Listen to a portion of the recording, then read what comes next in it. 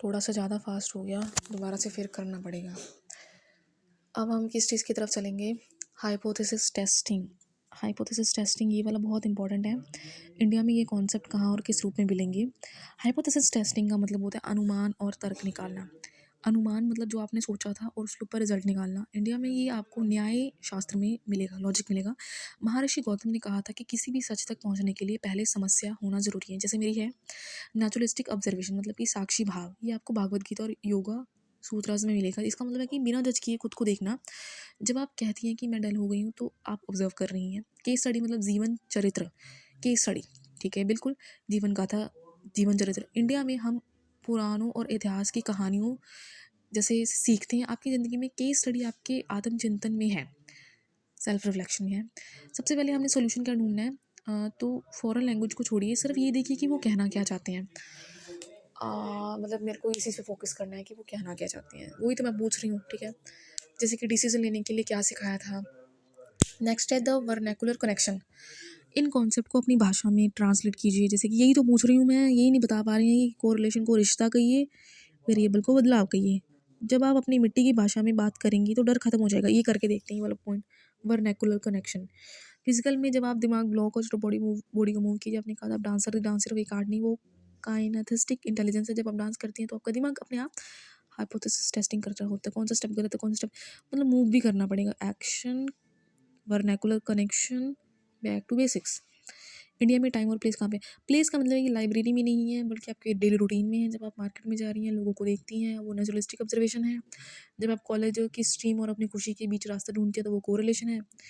एक रिश्ता क्या है मेरी स्ट्रीम के बीच में और मेरे मेरे खुशी के बीच में, तो वो कोरिलेशन है। बिल्कुल अब समझ में आया। टाइम मतलब क्या है कि वर्तमान मतलब प्रेजेंट। जब आप पास्ट की सोशल स्टेबिलिटी और फ्यूचर की परफॉर्मेंस के बीच फंसती हैं तो वो नॉलेज खत्म लगती है। तो जब आप प्रेजेंट में सिर्फ एक स्टूडेंट बनकर सीखती है तो वो नॉलेज वापस आ जाती है। हाइपोथेसिस का मतलब होता है संकल्प लेना, अनुमान लेना। क्या आप वापस डांस शुरू कर सकती हैं? प्रतीक्षा मतलब एक्सपीरियंस, रोज थोड़ा सा डांस करके सीखना फील हो रहा है, ठीक है। इसको बोलते हैं टाटा कलेक्शन। टेस्टिंग का मतलब होता है परीक्षा। क्या डांस करने से मेरी डलनेस कम हुई है? कंक्लूजन होता है निर्णय लेना। हाँ, मेरी रज अभी जिंदा है। इसलिए कनेक्ट नहीं कर पा रही हैं क्योंकि आप थ्योरी को जिंदगी से बड़ा मान रही हैं। थ्योरी सिर्फ एक मैप है, लेकिन वो ज़िंदगी वो रास्ता है जो आपको चलना पड़ेगा। अगर मैप फॉरेन लैंग्वेज में है तो उसे फेंक दीजिए और रास्ते को, मिट्टी को बचाइए। आपका कर्म आपकी असली बुक है।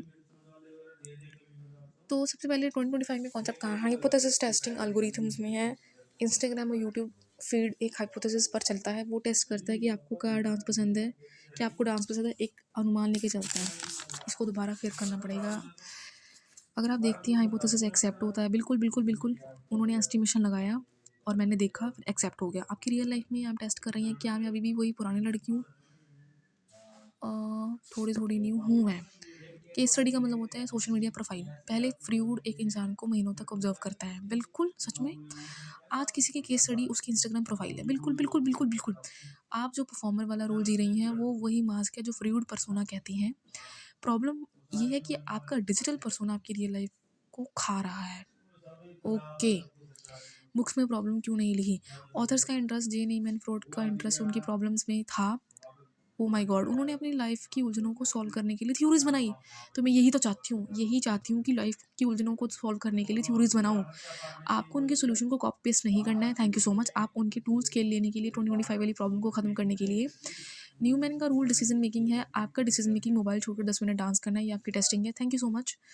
और किताब में ये नहीं लिखा होता कि एक डांसर लड़की जो कॉलेज में वहीं से डल हो गई वो क्या करे। किताब में लिखा होता है अडेप्टेबिलिटी। आपको अपने प्रॉब्लम का नेम खुद रखना होगा, जो कि मेरी बहुत बड़ी है।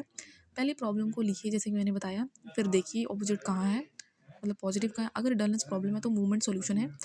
अब इस मूवमेंट को नेचुरलिस्टिक ऑब्जर्वेशन से जोड़िए। अपने आप को डांस करते ऑब्जर्व कीजिए। याद रखिए फ्रूड या न्यूमैन कोई भगवान नहीं थे, वो भी स्ट्रेस लेते थे। उन्होंने लिखा था वो डर से बाहर निकल सके। आप भी अपनी एक डायरी लिखिए, ये आपकी 2025 की थ्योरी होगी। ये चीज़ मुझे बहुत अच्छी लग रही है। Humanise author, reverse the process, stop searching. इसका मतलब ये है कि पहले प्रॉब्लम को लिखिए, जैसे मैंने लिख दी बहुत सारी है, फिर देखिए कि इसका ऑपोजिट क्या है, ठीक है। अगर डलनेस प्रॉब्लम है, ठीक है, मूवमेंट सॉल्यूशन है। अब इस मूवमेंट को नेचुरलिस्टिक ऑब्जर्वेशन से जोड़िए। जब आप डांस करते हो ऑब्जर्व करती हैं, मतलब जो चीज़ नेचुरल है, पहले मैं प्रॉब्लम लिखूँगी, फिर उसको ऑपोज़िट करके देखूँगी, फिर उसको जोड़ूँगी। याद रखिए कि उन्होंने लिखा था कि डर से बाहर निकल सकें, आप भी अपनी एक डायरी लिखिए। 2025 की अपनी थ्योरी होगी, कॉन्फ्लिक्ट मैंने पहले क्या थी, अब क्या बन गई हूँ, वेरी इंपॉर्टेंट। इस कॉन्सेप्ट का टाइम वही है जब आप थक कर हार मान लेती हैं, वहीं से रिन्यू सर्च शुरू होती है। Thank you so much. आपका टाइम वेस्ट नहीं हो रहा, आप एक्चुअली एक बहुत सेल्फ रिसर्च कर रही हैं। किताबें सिर्फ आपको ये बताने के लिए आप अकेली नहीं हैं जिसने सब महसूस किया है।